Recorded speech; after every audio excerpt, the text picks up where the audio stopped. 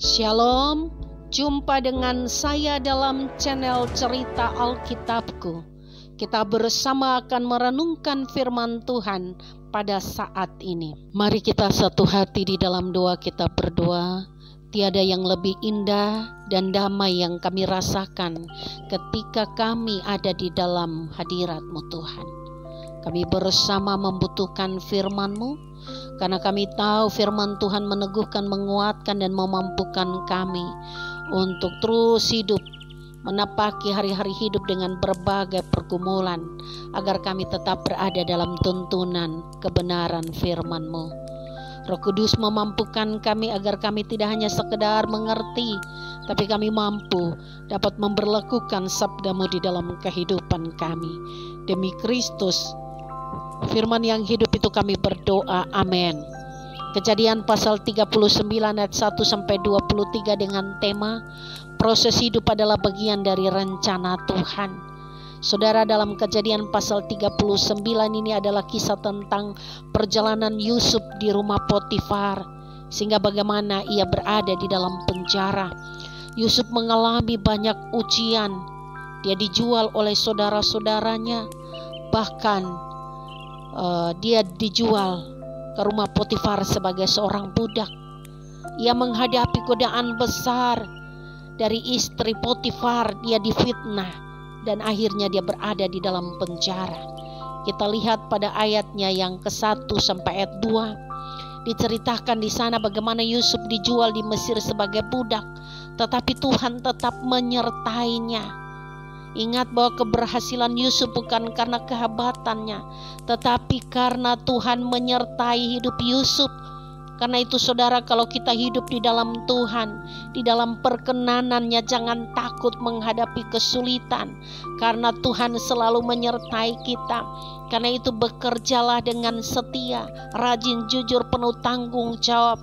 Ketika kita dipercayakan melakukan segala sesuatu dalam hidup kita, ingat, karena jika kita setia dalam perkara kecil, Tuhan mempercayakan kita di dalam perkara atau tanggung jawab yang lebih besar. Pada ayatnya yang ketiga dan keempat, setelah dilihat tuannya Potifar bahwa Tuhan menyertai Yusuf dan membuat ia berhasil segala sesuatu yang dikerjakannya, maka Yusuf mendapat kasih tuannya dan ia boleh melayani Potifar. Dan Potifar menyerahkan segala miliknya kepada pemeliharaan Yusuf. Artinya Yusuf bertanggung jawab penuh atas segala milik Potifar, kecuali istrinya. Jadi orang lain bisa melihat bagaimana Tuhan ada dan bekerja hidup di dalam kehidupan kita. Kalau kita sungguh-sungguh hidup takut akan Tuhan, kita sungguh-sungguh hidup di dalam perkenanan Tuhan. Yusuf dipercaya oleh Potifar karena hidupnya mencerminkan Tuhan dan karakter Tuhan yang luar biasa dalam hidupnya. Artinya hidup kita harus menjadi kesaksian bagi orang lain, sehingga mereka bisa melihat Tuhan itu benar ada di dalam diri kita. Ketika kita bekerja, mari tunjukkanlah integritas kita sebagai anak-anak Tuhan yang harus berbeda dengan orang dunia. Ketika kita dipercayakan melakukan tanggung jawab dalam hal yang kecil sekalipun, tunjukkan bahwa kita anak-anak Tuhan berbeda dengan yang lain. Agar apa? Agar kita boleh mengalami perkenanan Tuhan dan perkenanan manusia. Di dalam ayatnya yang ke-5 dan 6, sejak Potifar menyerahkan pemeliharaan rumah dan segala miliknya kepada Yusuf, Tuhan memberkati Potifar dan orang Mesir itu, karena Yusuf memiliki karakter yang baik, menarik perhatian orang lain. Ini artinya jika kita hidup di dalam kebenaran, maka Tuhan pasti memakai kita menjadi berkat bagi orang lain. Ingat bahwa kecantikan dan ketampanan serta keterampilan fisik bukanlah hal yang pertama, tapi karakter kita di dalam Tuhan itulah yang lebih penting di dalam hidup ini.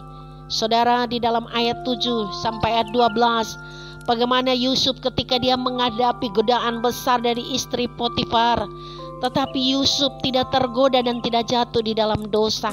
Padahal Yusuf punya kesempatan untuk berbuat dosa. karena tidak ada yang tahu. Sebab di rumah hanya dia dan istri Potifar. Bisa saja Yusuf pakai kesempatan untuk berbuat dosa, tapi Yusuf tidak melakukannya. Yusuf tahu sekalipun tidak ada yang melihatnya, tapi ada Tuhan yang melihat dan mengetahui setiap perbuatan manusia. Setiap orang pasti menghadapi godaan dalam hidup ini. Tetapi bagaimana kita merespon godaan itu? Apakah kita membuka hati ikut tergoda jatuh di dalam godaan? Ataukah kita menolak godaan itu karena kita tahu bahwa kita tidak akan terlepas dari mata Tuhan. Mata Tuhan melihat tertuju di dalam kehidupan kita. Di dalam ayat 8-9, Yusuf menolak ajakan istri Potifar untuk berbuat dosa. Yusuf menolak dengan dua alasan. Yang pertama, karena kesetiaan Yusuf kepada Potifar. Yusuf tidak mau mengkhianati kepercayaan Tuan Potifar. Yusuf orang yang tahu diri, sudah ditolong, dia dikasih kepercayaan, maka dia tidak akan mungkin mengkhianati tuannya itu. Bukankah ada begitu banyak manusia yang tidak tahu berterima kasih, sudah ditolong malah membalas yang jahat orang yang ditolongnya. Yang kedua, kesetiaan Yusuf kepada Tuhan luar biasa. Yusuf sadar bahwa dosa bukan hanya terhadap manusia tetapi juga terhadap Tuhan. Karena itu dia tidak mencemari dirinya dengan dosa. Yusuf adalah contoh orang muda yang luar biasa, yang takut akan Tuhan dan berani berkata tidak kepada dosa. Di dalam ayat 10-12 yang lebih luar biasa lagi, Yusuf tidak hanya menolak tapi dia melarikan diri dari godaan itu. Karena itu kita diingatkan jangan main-main dengan dosa, tetapi segera jauh dan tinggalkan dosa tersebut. Di dalam ayat 13-23, istri Potifar memutarbalikkan fakta dan menuduh Yusuf melakukan pelecehan terhadapnya karena keinginannya untuk tidur dengan Yusuf tidak berhasil. Maka ayat 19-20, suami Potifar langsung percaya kata-kata istrinya dan memasukkan Yusuf ke dalam penjara. Dalam hidup ini saudara, ada kalanya kita difitnah dan mengalami ketidakadilan meskipun kita tidak bersalah. Kalau kita mengalami hal yang demikian, mari jangan memberontak, tapi kita berdiam diri di hadapan Tuhan, minta kekuatan dari Tuhan agar kita kuat menghadapi semuanya itu dan melihat biarlah Tuhan bawa kita kepada rencananya yang indah. Di dalam ayat 21-23, dalam penderitaan tetaplah setia, karena Tuhan masih bekerja dalam hidup kita. Sebab setiap proses yang kita alami adalah bagian dari rencana Tuhan yang lebih besar atas kehidupan kita. Amin. Mari kita satu hati di dalam doa. Bapa di sorga, ajar kami untuk setia seperti Yusuf. Beri kami kekuatan untuk menolak dosa dan tetap percaya kepada rencanamu. Rencanamu tidak pernah gagal. Rencanamu selalu indah di dalam hidup kami. Meskipun kami mengalami berbagai-bagai penderitaan, berbagai pergumulan, tetapi pada ujungnya Tuhan memberikan damai sejahtera sukacita.